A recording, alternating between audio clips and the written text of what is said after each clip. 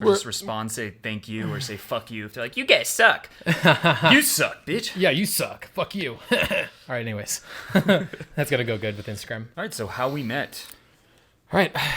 And our adventures that we've gone on in that time period. How we ended up living together. Yeah. Okay. So I've always wanted like a wing that was on my level, or at least was as passionate about game as me. And yeah, it's not this guy, but he's pretty close to the mark. Joking. So I've actually been looking for a dope ass wing for a long time. At least somebody that was like as much of a hustler as me and had the same passion for the game as me. Somebody that wanted to like help people out, help men out, and help people out in general. I don't know. Like I've always been passionate about this. I've always treated this like this. It was never money for me. It was always for the love of the craft. And this guy over here was on my level with love of the craft. You even had like almost all the same beliefs about attraction as me, which most coaches will disagree with me on like at least 50% of everything I say. He like, I don't think there's there's only one point where like we had a conversation about, it's about the levels that John was talking about.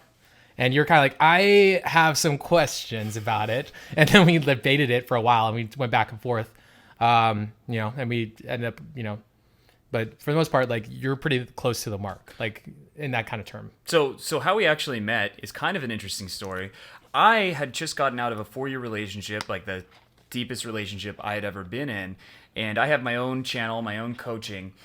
And I wanted to learn about effective coaching, and I've always wanted to take boot camps with all the different coaches. That's one of my things I want to do, though all the ones I respect and I think are good, because I think you can always take things to the next level. So I actually sought out coaching with Denton because I thought he was someone who was a legit coach. He was one of the ones I was more interested in. And because to get out of my rut that I was in, because after being in a long relationship, going out and approaching is something I had a lot of resistance to. And I thought, hey, when I do coaching for other people, it helps them have more momentum, more motivation. And I'm willing to try that for myself. And I can also learn things that will help me be a better coach as well. So I actually sought out coaching, and I didn't tell him that I was a coach myself, because I thought if I did, then that's going to change the dynamic. It's going to make my ego get more in the way. So I didn't do that. And what ended up happening is I was planning a trip, and I asked different people what the best city was for pickup right now, and Denton told me Las Vegas. So I said, all right, I'll go to Las Vegas. And then when I'm in Las Vegas, he suggested, why don't we meet at a hookah bar? Which was surprising. And we ended up meeting. We got along really well. We started winging. And I think the first night we winged, we ended up pulling a really hot girl. Like, it went very, very well. Yeah. And then we started hanging out, and then I explained, well, actually, I do coaching as well. I just didn't want to tell you because that would change the dynamic of the coaching. And then we ended up getting along, and we started filming infield of each other, and we found that we had a really good influence on each other. Being around someone who has the similar goals, similar values, can really help you push yourself further. In terms of productivity, in terms of getting your game better, because there's friendly competition, and it's been really positive. So he had an extra room, and I decided to rent it out. Yeah. And I'll say this too. I was so surprised. So when I met up with him, so he joined my next gen seduction group, and I remember you went underneath a different name. And then you're like, hey, well, I'm in Vegas. Why don't we meet up? I can help you out with, I can't remember exactly why we even met up, to be honest. Mm-hmm. But I remember I went out with you, and I was like, oh, wow, he's actually really good. I remember thinking that while we're out like talking to girls, like, oh, shoot, this guy's actually keeping up with me. So then it kind of prompted me to keep hanging out with you, keep gaming with you, because I didn't feel like, so most of the time when I go out with somebody, it feels like I'm dragging dead weight, which is why I don't like random guys online hitting me up being like, hey, why don't we go and meet up? I'm like, maybe, man.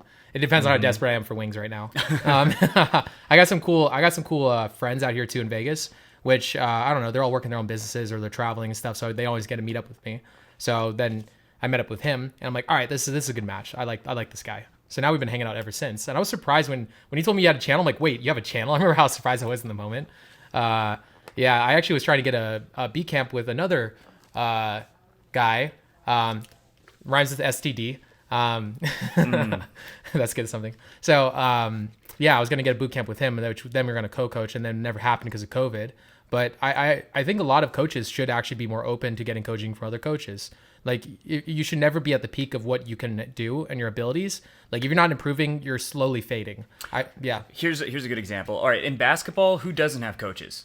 People who suck. Yeah. Who does have coaches? The best players in the world. They still get coaching. And a lot of times they're better than their coaches. That doesn't matter. There's still things they can learn. There's still having someone else guiding you and giving you a third-person perspective is definitely useful if they have good knowledge of what they're teaching. So having too big of an ego to get coaching is a sign that you don't take mastering your craft seriously, that it's more about proving how cool you are rather than being the best at what you do, rather than going to the next level. So I think there's never a point where coaching is no longer helpful. There's never a point where that's something that you say, I'm beyond that. I'm above that. I have reached perfection. I am a god now. Yeah. Yeah. I felt like, so there's this thing that I can't remember what book this was, but they talked about surgeons, and you think like the longer a surgeon has been in the job, the better they'd be. But the problem is that oftentimes when you've been in something for a long period of time, you start getting complacent. You stop studying. You stop like trying to improve. And a lot of people that are surgeons can get an ego about it. And then what happens? They start getting bored of the craft because they're not looking for the new angles. If you're in something like this and you're no longer looking for new angles to improve upon yourself or improve your craft, you're gonna like fall off. And you're actually gonna start the slow decline because your energy is not gonna be in it. Your love is not gonna be in it. So you'll be on a boot camp, and I'm not gonna say any names, but you'll be on a boot camp and you'll maybe pull a girl home and leave the guy on the boot camp after the guy paid $2,000. Or maybe you'll just ignore him the entire time, be like, hey, intern, go take care of him instead of me. You'll be like, I don't want to do this. This is not for me. Which I think is, again, some BS. You paid for the guy, and then like you're gonna be like, no, I'm gonna sit in the corner, make out with my girlfriend. You guys go help him out. Plebeians, go help him out. I would never do that to a guy. It's just like, I don't know. It's like, if you're in the craft, if you're doing this, why don't you do it hard? I think somebody once said, if you're gonna be in this shit, why aren't you in this shit? You know? So like, I think that's a big thing with dating coaches nowadays. They're not trying to prove. They think they're the best already. They think that there's no way that they can shave in like seconds off their mile. And I've seen it at a time where it's not the case. You know, for me, I think there's two parts of my brain that have contradictory beliefs, but I accept these two contradictions. So there's one part that always wants to get better and thinks there's infinite room for improvement. But there's another part of me that thinks I'm the fucking best in the world. No one can keep up with me. And both of those are useful for different reasons. Like thinking I'm fucking amazing, I'm the best. Like that's useful for just having the swagger, right? Having the charisma, having the self-belief. But that's when I'm like out. That's when I'm approaching women. That's when I'm doing it. That's the part of my mind that I'm engaging with. But when I go back home, when I'm being logical, I'm thinking, how can I improve? How can I take things to the next level? And I'm doing both of those simultaneously. Because if you're always judging yourself and thinking, how could I be better? Well, then you can get too negative and you just don't have the confidence to actually get things done. Yeah. But if you're always egotistical and you're always thinking I'm the shit, then how are you going to improve? You're just going to keep doing the same thing again and again. And it might be pretty good, but you're not going to go to the next level. Yeah. It's I don't know. It's like, so it's like the spinning plate theory too, to an extent. I mean, some guys, like when you've been in this long enough, maybe like at a point you're just like, you know what, fuck it, I want to make money. It's all about the money. And then like, you know, I don't know. Maybe it's like at some point I'll become like the guy that wants to walk around in a robe in a mansion. I'm not there yet. Maybe one day I'll be taking advantage of you motherfuckers. So get ready for that. The day that Denton Fisher sells out. I think most coaches do sell out. I think it's something that is kind of like it's a human nature thing. Like most musicians, when they get big, they sell out. Yeah. Most like TV shows, if they go past a certain amount of seasons, they sell out. Game of Thrones. Most like anything, if it goes on long enough, it ends up selling out. And so I think it's important for me. I'm constantly thinking about that and making sure that doesn't happen because that's the default. So I'm very concerned about that because when you start making money, the bigger your channel gets, the more validation you get, the more people are like, you're a god, you're amazing, you're the GOAT. When you see those comments, if you let that get to you, it's easier and easier to just get more focused on the money, more focused on those things because they give you a dopamine hit. They make you feel like, ooh, there's another $500 deposit. But you need to keep a focus on why you originally got into this because that's where the fulfillment comes from, is the passion of helping people. Yeah, and the struggle's kind of good for you. I think like so the second that Kanye West had it easy, now Kanye West started like after graduation, maybe had like one good album after that, but everything else has been crap. He's like, I'm a god. Remember that interview? He's like, I'm a god. Some people are going to seriously disagree. No, his new album, he finally found Jesus. It's the best album he ever made. I think he is Jesus. I think that he thinks he's Jesus. Yes. Yeah. I'm you know, have you ever seen that movie with like the Wreck-It Ralph and then like the glitch? I'm the glitch. I'm the glitch in the Matrix. He thinks he's the glitch in the Matrix. He thinks he's the glitch in the Matrix. Which in a way he is. I mean, to be fair. That'd be something good to say in game. That'd be pretty funny. We should start doing that. We should offer him coaching Kanye, if he divorces. Kanye West picks up girls. Yeah. We could do that into like a prank video. Yeah, but it can't be us. I'm a glitch. That's how you get instantly canceled. Yeah. Can't be a white guy doing it. So. Wait, we don't see color though. We could like do it as white people. Guys, can we do this white people? Get a poll. No, get a poll. Yeah. How far is PC culture gone? Pretty far. Yeah. Okay, so what about like crazy adventures we've had in the past weeks? Well, that one time was pretty good. So we were pulling these two girls. One of them was the other one was smoking hot. And I was with the hot one, and then Avery's like, and then we're like, Avery's like, I'm like, Avery, you take her, because I thought he was like, he's the client. I'm like, you take her. And then like these Italian guys come in, and then we're like, then him and me were like, no, you guys take her. You guys are so awesome. Like the girl's in the front leading the group to her room, and she had to have heard us saying this. The Italian guys are like, oh, sorry, man, was this your girl? And I'm like, no, man, you guys are so dope. You take her. And then but I told them, yeah, that's his girl. Don't fuck with her, and they were nice about it after that. Yeah. She got so confused. So anyway, he ended up pulling her. She's super hot. It was cool. But yeah. What did you think about? Because there was also the aspect of her being narcissistic. So do you think looking back, like when a girl's really hot, is it worth it, or is it better? Like, would it have been better not to do it? I think that's a tough one. I think it's, how do I put it? For me, it's like I put people in different categories when dating wise. It's like there are those that I will not touch with a 10-foot pole. I just want to get them away from me. Mm-hmm. Those girls that are like, it depends on honestly how attractive they are. There are those girls that they're just so attractive and they have just crappy personalities like her. She was very attractive. So I was like, I'll sleep with her, but I'm not going to hang out with her consistently. If I get horny, I'll invite her over or something like that, but not consistently. And then there's those girls that are just like, I find them attractive. I like their personality a lot. And they're like, they match with me really well. And they're like they augment my life. Those girls I want to keep around consistently. That's like my main girl. Mm-hmm. That's my main girl. That's like who that person is. For me to have sex with a woman, there has to be sexual and emotional chemistry, right? To want to have sex, there has to be sexual chemistry, like the physical, like, damn, but also emotional chemistry, like you share good emotions with each other. It's fun hanging out. The vibe is good. So if she's just hot, but the vibe is bad, I'm going to turn her down. It's not worth your time. Like getting laid isn't that exciting if you don't actually have an emotional connection and there isn't that like heat between you.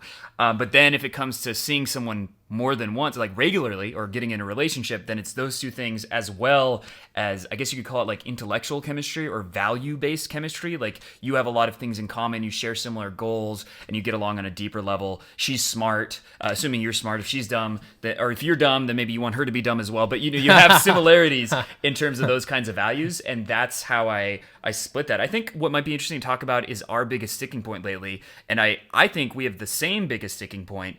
What do you think it is? In the last like month, we're too like, we don't really care to pull. We're like too so him and me, we're like a little bit too free of outcome, I think, at this point. Basically, we're like, we'll get like some girls that want us to like take them home and just like kind of like we're kind of like we've only done a handful of approaches together, because usually one of us is filming the other. We've done like 10 or so approaches together, and at least 5 of them clearly we could have pulled and they wanted us to, but for one reason or another, many of the times we didn't end up doing that. And that's been my sticking point, is lack of playing to win, playing more not to lose. And for me, I think the reason is just like being in a long relationship has changed my perspective. It's gotten me, I have those hurt feelings. I'm thinking about her, and I use that as an excuse to just not pull the trigger, basically. And I've lost, and just, it's been a long time since I've done game hardcore to where I have that like going for the close kind of mentality whenever a girl has chemistry with me.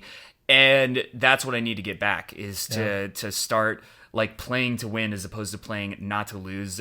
It's a bad habit. It's a bad mindset that I've let kind of infect me. I mean, I've still had some successes, but not as much as I should have. Yeah. It's for you, I think it's a very different reason though. It's same sticking point, but very different reason. Yeah. I don't know. I'm like, I've already had so much success in this, and it's like, it'd be good for the camera to do, but like at times it's just like, I just don't really care that much. Not to mention I've been having a lot of sex lately, so I'm not really like as like energy. I'm not as like killer instinct as I could be, I guess you could say. I don't really care if the girl likes me or not. I don't care if I go home with her. I'll approach her for the fun of it, but I'm not like that's like Well, all right. So like, there was this video with Julian where like this time I was with Julian, and Julian takes a girl into the car, and then like she's going home with him, and Julian just like jumps, like he did it for the camera, and as soon as he gets a block away, he jumps out of the cab, and then he just like walks back to the club and keeps gaming with us. Like, But he was probably doing boot camp, right? yeah, well, it was for the pimp product, and like but he still did it. He still pulled the trigger on it. So I'm thinking about him like, dude, I should still pull the trigger on it. Then I come back out and we shoot more infield. That's actually the way I should be doing it instead of like making excuses in retrospect. But like that's kind of like that's what I should be doing. I should just like get the pull, and then as soon as I pull, like take it off, like head back to the club or whatnot, wherever we're at, and then keep going so we get some more infield and some more footage for you guys. I need to get that killer instinct back again. Not to mention after the I wonder whole. if there's I mean, that term is, it's a good term. I wonder if there's a better term for it. term that doesn't sound so bad. It's very easy to make that sound bad. It inherently sounds bad. I mean, what it really means is that when there's an opportunity, you don't miss it. Exactly. Right? It's instinct is the key word. Like when you're instinctual, you don't hesitate, you don't overthink, you just do. But killer instinct doesn't exactly sound great. Yeah, that's true. I don't know. I guess it's like that window of opportunity, and I don't know. Like a girl wants a guy that's decisive, and like when you lack that decisive energy, it sometimes spreads. Yeah, it spreads. Not to mention too, if you're indecisive, it's like she's not going to trust you to lead. She's not going to trust you to be a leader. Implies you're a follower. It implies you're you're a follower. You're Means you're less basically low attractive. status. Which means she's got to lose attraction in you. All right, fair. But I should. It depends on the girl too. Some girls are low self-esteem, and the more that you were to maybe take away the validation, to be honest, which is which Julian did, they'll chase. But those kind of girls are trash, anyways. Those girls are the worst girls. Those are the girls that are gonna mess your life up. Those are the girls you gotta avoid. The ones you can be authentic with them, and like authentically a good person from a place of strength, not from a place of weakness. Those girls that like that kind of a guy, she wants that alpha dude that's just a good person, who like is a good he has the ability to be to step up to the plate when necessary. He doesn't have to be nice. Essentially, he's nice, but he doesn't have to be. Yeah, we'll do this one video, then we'll shoot some later tonight. The clips. Okay. That way we can get the gym out of the way, and we'll just knock the rest out. Trying to get shredded to make everyone think that It's all about the gains. It's just our looks that are carrying us. Yep. This jawline, that dear jawline. And then we're gonna rebrand to the Look- fitness, get you All right, laid by what's it getting called? swole. Looks maxing. We're gonna be looks maxers. Yeah, red pill. Start buying like $5,000 shirts. It's the shirt that did it. Yeah, we'll like get those little like things that make us half an inch taller. Like we'll be measuring our biceps. Oh no, I'm half an inch smaller than the bicep. The girls are not gonna like me. All right. Anyways, It's got to be at least 15 inches. 15 inches. And I'm not talking about your biceps. All right, so guys, we're gonna talk about how the community actually fell off and the reason it fell off and what happened. So why did YouTube start attacking pickup coaches? Why did the algorithm attack us for a second? What was going on with that? So we have a lot of like insider information just because like a bunch of the coaches have been talking and whatnot, and also too we've been friends with like quite a few people in like in Google and stuff like that. So we know what happened. Honestly, there was like a lot of calloused stuff happening in the community, and it actually makes sense when you look at it. Some of it's deserved. The problem is it's Yeah. not black or white, because some of it actually is deserved. Some of the stuff pickup coaches have done deserved to have the negative look that it had. Like it wasn't a good look. A lot of stuff they were doing was manipulative. It was win-lose. But it wasn't all like that. It wasn't, and so they oversimplify and make it black and white. But it wasn't all good either, as people who watch pickup are likely to think, oh, it's all good. No, there was fucked up shit going on here and there. Yeah. But it's not that simple. Yeah. So here's the long story of what happened. Should I go from the beginning of what happened with BBC and then how YouTube got talked about? Yeah, that would be one place. Okay. All right. So this is what happened with that. So BBC did a little bit of a street attraction. Like they went into street attraction. They started talking to them. They did some hidden like they did a boot camp. They did boot camp. They had hidden camera and hidden mics, and they took a lot of their stuff honestly out of context. They tried to say that they were like telling you to approach underage girls. What they said was you don't know until you approach. If they are, you just walk away. But they heard They cut out that last part. they said you approach underage girls is what they said, and they made it sound like that was the thing. And then they went to Google and they said, hey, this channel has a clip of them with the girl in the end and the girl's moaning, but it's like in the outro, and that's so then they took out them. Then they went after other people that were kind of not. They were doing the same thing. So Yeah, here's the thing: Street Attraction. A lot of their content was good. Richard, very charismatic guy. Yeah. His game was good, but showing the so they on their product they had a pull or a clip where they pull a girl home, and then they show the moaning, proving that they slept together. I get why they would do that. It's it's really showing callous that to the it's girl. not fake. It's showing it's real, but not cool. I think that's way over the line in terms of just not being respectful, like actually showing that far. So the fact that they got banned, I think was deserved. And I think the same other channels got banned, very similar many reasons. other channels, because they had the same stuff. Some of them had hidden cameras in their house, and they would show that their students were pulling girls and having sex with them, and they would show them like half naked. Their faces are blurred, but it's still like you're not supposed to be filming people in private without their consent in general. I don't even think that's legal. And secondly, it's just not respectful. So the fact that they got banned Makes sense. wasn't necessarily undeserved. But what happened after that is all the other pickup channels started taking down all their infield because they thought they're going to get banned too, even though it wasn't nearly as bad, most of it. Well, they should have explained it to us, but I don't think it is their platform. I get it. If they so I got hit up by Tyler Owen Cook, and he hit me up and he actually warned me preemptively about this. And we talked for a while. We actually were talking probably a couple times a week about this, and he was talking to me about what was going on in the deep. And he was saying that there's a lot of things going on politically. There's some some kind of there was basically it's there is kind of a calling online of these social media platforms trying to gain monopoly of freedom of speech and whatnot, which kind of sucks, but there's nothing we can really do about it. The wave is coming. The tsunami is coming, and we're gonna have to everybody's in the direct line of fire of it. It's gonna be it's just what it is. So I don't know. The community definitely needs to change its outlook. It needs to become more empathetic towards women for sure. There is a way of doing it where you can be really good at this, but you can be good at this from a place of caring about the girl that you're talking to. You be empathetic. You don't have to make her look like an idiot or something like that. Like other channels did, or make her subservient or get on her knees and beg, stuff like that. Funny, cool, whatever. But it's very callous to the girl, and so that needed to change.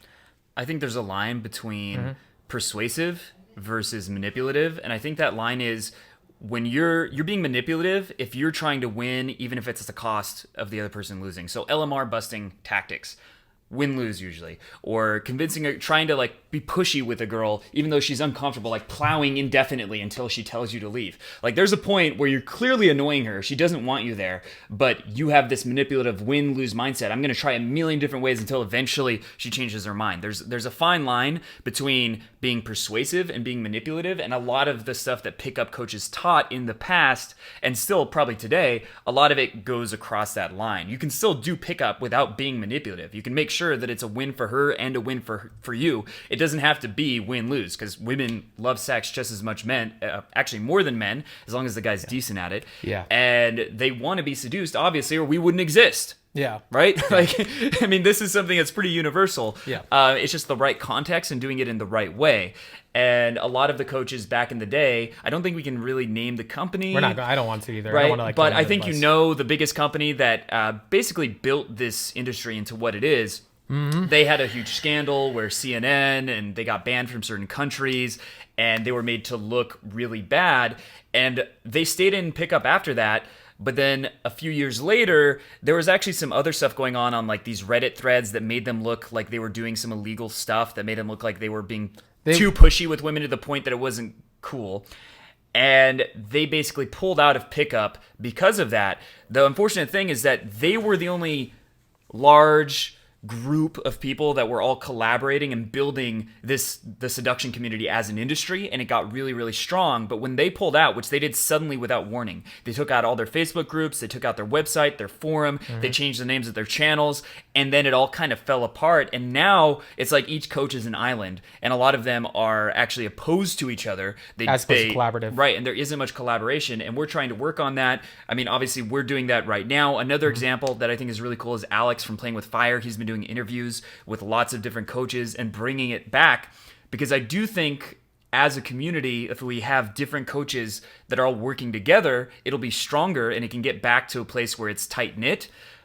But there were mistakes that we want to learn from at the same time. Yeah, and people aren't looking at it as a community. I think a lot of guys are looking at it as a business, as opposed to it's not all right, look, if you want to make money, there's a lot of other industries that you can make money in. This isn't with the amount of hours that we put in, we could have made a lot more money in another industry. If you're in this to make money, I'm gonna give you guys a suggestion. I don't know, go work with Bitcoin. Go start selling Facebook ads. Go to like, there's way better ways to make money. This is not an industry of making money. It's an industry of passion and purpose, in my personal opinion.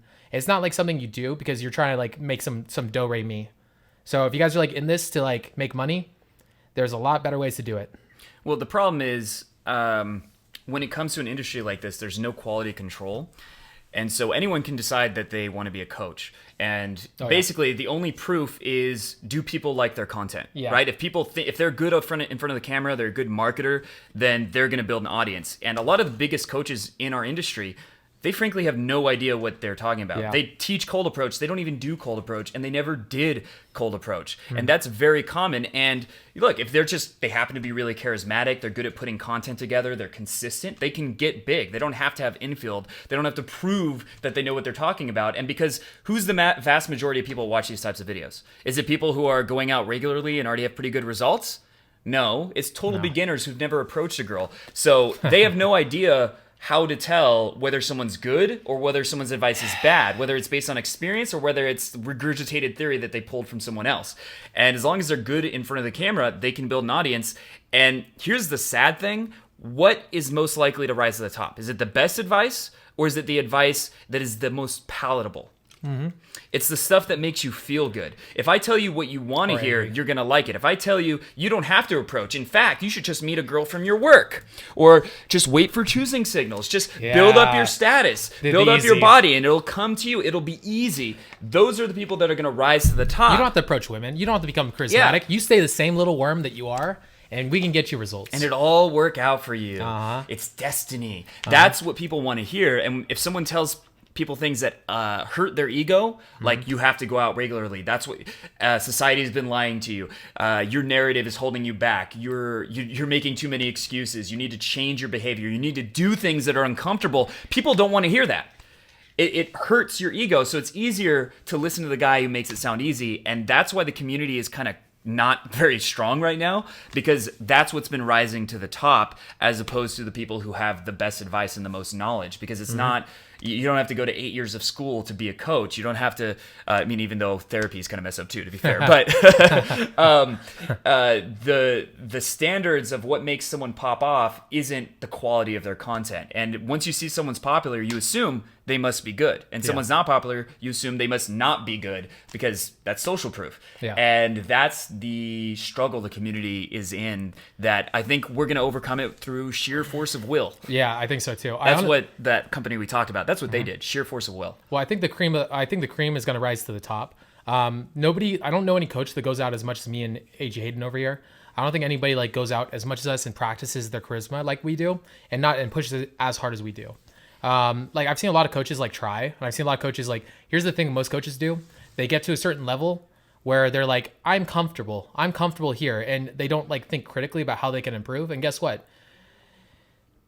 All right. So there's a certain point where you keep practicing and there's no chance there. Like it's so easy to improve. You just have to go out and you start like kind of aligning your man to woman vibe, your approach. But at a certain point you have to start changing. And that hurts because you got to break your ego, and so it hurts. So what do? Your ego backwards rationalize, I'm good enough and I'm the best there possibly can be. And then when there's a coach that steps up to the plate and says, hey, what about this? He goes, no. You're hurting my ego. This hurts. It's painful. I don't like it. I want out. And they're gonna say you're scamming them or whatnot. You're scamming people. And it's just like it's a bunch of BS. It's an example of the good is the enemy of the great. Like once you're doing pretty good, you can be satisfied and just like kind of coast at that point. You're getting pretty good results, and then your ego gets trapped in that mindset instead of pushing yourself, because being great takes so much more effort. You might as well settle at this point where I'm doing pretty good, and that's probably more than half of coaches are in that, and some aren't even good in the first place, sadly.